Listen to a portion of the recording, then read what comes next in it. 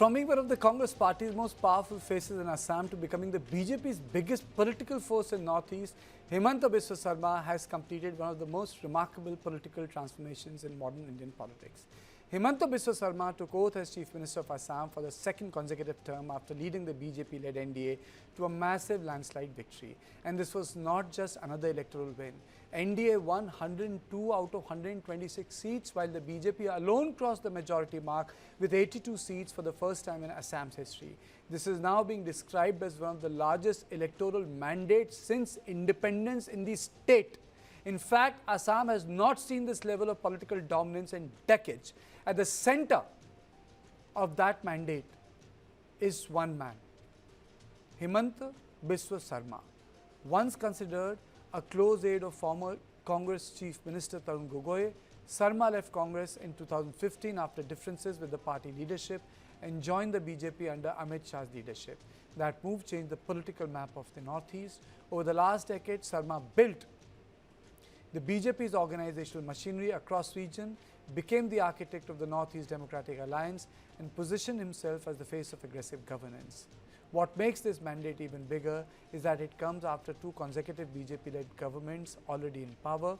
Normally, governments face anti-incumbency after 10 years, but in Assam, BJP under Himanta Biswa Sarma has actually expanded its support base. His personal popularity also played a major role. Supporters call him Mama, a leader seen as an accessible, energetic, and constantly visible during crisis and campaigns alike. Sarma himself won Jalubari by a staggering margin of nearly 90,000 votes. The bigger question is, can he now convert this unprecedented political mandate into long-term economic transformation and stability for the state? I'm joined by Sandeep Pukan, Deputy Editor of The Hindu, and Preeti Priyadarshini, Senior Journalist.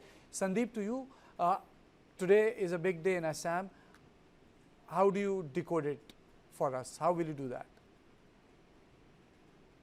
Sorry, I didn't get your question. My question is, it's a big day in Assam. How do we decode Himanta Biswa Sarma's big mandate? Well, as you rightly said, so I just want to bring in a couple of facts. Himanta Biswa Sarma contested his first election in 1996 when I was just out of college, and he was our college senior. He was General Secretary in while I was still in college. He was General Secretary in Cotton College, which is now a university, Cotton University. At that point of time, he contested against another very stalwart student leader, Bhrigu Kumar Pukan, from the Jalukbari, very constituency that you just mentioned, from Jalukbari, and he lost. After that, of course, from 2001, he has been continuously winning without a break. And the first few terms for the Congress, and since 2016 for the BJP. Now, the interesting part is that he spent nearly 19, 20 years in the Congress, and everybody knew that he was the force behind Mr. Tarun Gogoi. He was very ambitious. He's controversial, but he's efficient. He delivers on the ground. So we had seen dissidents even within the Congress government centering around Mr. Sharma's rise, because you just mentioned Kartikeya rise and rise of Mr. Sharma. So, while he was growing under the, tutelage of Mr. Gogoi, there were several other senior Congress leaders who were actually objecting to Mr. Gogoi promoting him or pushing him forward.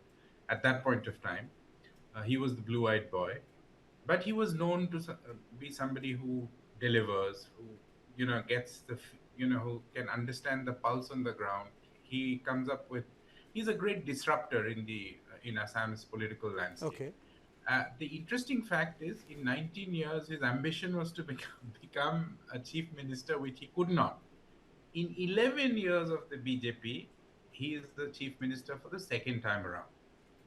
So, it was very clear that he had made no bones of the fact that he wanted the CM's chair, and that's why, and that he got it.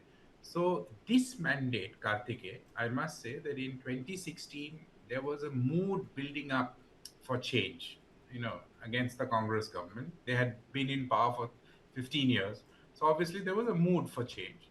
and BJP gained from it. But they got 60 seats on their own. In 2021, there was a BJP government at the helm. Okay. In the backdrop of Corona, they did good work. Mr. Sharma was the health minister, number two minister.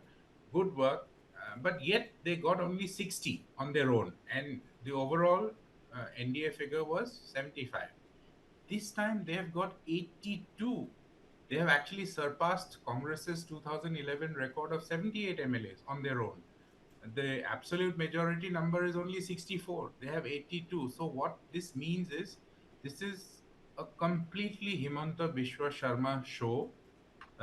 He's right, left, and center of Okay. this election mandate. Okay, so that's his show. Preeti, we can decode it from Himanto's personality, but there is also, another perspective. Has something changed within the Assamese politics that it aspires for a Himanto's type of leadership? See, actually, it is about proving, because people, as the previous panelist has already stated, the people at that point of time in 2016 were in a lot of confusion. Then BJP came and he took the charge. Although because BJP in 2016 came on the nara of Khilonjia Sarkar. I covered that election. Khilonjia Sarkar, and Ram Madhav was the general secretary at that point of time. Yes. Jati Mati Bheti was the slogan. Yes. To save the Jati, Mati and Bheti was the slogan. But what's interesting even now is that the people, before even when there was the exit poll, we saw that when the exit poll was being done, the survey was being done, it was seen that a lot of minority people who voted for Gaurav Gogoi to be their chief minister. On the other hand, we saw that a lot of indigenous tribal communities, they opined that they wanted Himanta Biswa Sarma to be their chief minister. Why? We have to see why. It's not like he has done a lot of things for the tribal communities here. There is still a lot of demands to be fulfilled. They are looking forward. But he sits for talk. He gives them a constant. He says that we can talk about it. You can discuss your matters with us. He is very much approachable. For which the slogan of Jati Mati Bheti, after 5 years of Sarbananda Sonowal as a chief minister also, like when Himanta Biswa Sarma became the chief minister, this is the second term, the first term of his, he proved that he is actually taking the concerns of the people who are afraid of losing their identity, who are afraid of losing their land. I have previously, in the previous panel shows also, I have stated in the talk shows that when the issues like Kheroni in Karbi Anglong began, when they were given slogans against their own community inside a 6th schedule protected area, immediately Himanta Biswa Sarma called their leadership to talk. So they get a concern from the chief minister, as big as the name chief minister. They can speak about their problems, for which people have relied. And as you have stated, it's kind of also we can say that they are looking forward for a Himanta Biswa Sarma type of politics, because until now we have not seen one chief minister in Assam, and at least since I have started voting, I don't see any chief minister who has so aggressively worked for the community. Must have to accept it. But there's also another point again. Sandeep, but there's an irony in all of this. You see, if you look at the pantheon of the BJP state leadership, outsiders have become Hindu Hriday Samrat within their fabric. If you look at Yogi Adityanath, he does not come from RSS, but look at his strong Hindutva position. Look at Himanta Biswa Sarma, he didn't come from RSS BJP, but he is a really Hindu Hriday Samrat in Northeast. Even look at Suvendu Adhikari, that he's not an RSS stock, but the sort of, the new Hindutva or the strong Hindu face he has become, he has consolidated the entire constituency. So that's also a very surprising part of the politics. Absolutely, Karthike. There are two ways to look at it. The newcomers have to prove their credentials more than the old timers. So so if you're Hindu on a scale of say 0 to 10, if you're on a Hindutva scale of 0 to 10, if an old timer is 7, then the newcomer has to prove he's 9.5. But and that's exactly why you see these kind of very aggressive leaders. But I must say that the question that you asked to Preeti earlier, that what has changed in Assam. Look, I have over the years I've covered Assam. I mean, I've never worked in Assam as a journalist, but I have actually covered elections in Assam for a long time, perhaps since 2006. So that's almost 20 years. This is one election that I didn't go. But in all these years, I have seen that the electorate is now very, very polarized. So it has moved away from regional sentiments that you saw. In 2006, there was a strong Assamese, Assamese sub-nationalism that has moved away from you people. We still talk about Ahomia identity, but that Ahomia identity now subsumes many other identities. So Hindutva being one of them. So yes, I mean it is very polarized, and this is one election where we've seen actually very bitter on both sides. Uh, the BJP had dragged Gaurav Gogoi and his wife and their Pakistan connection because she worked in Sandeep, Pakistan. you have covered Congress. Congress loses a state 2 times, 3 times, doesn't come, then it doesn't come back. So, Preeti, my question before I close this on point: do you think it's game over for Congress, or do they have a fight left in Assam? Seems like it's game over, but you never know. It's politics, so people are still they're looking for a strong opposition.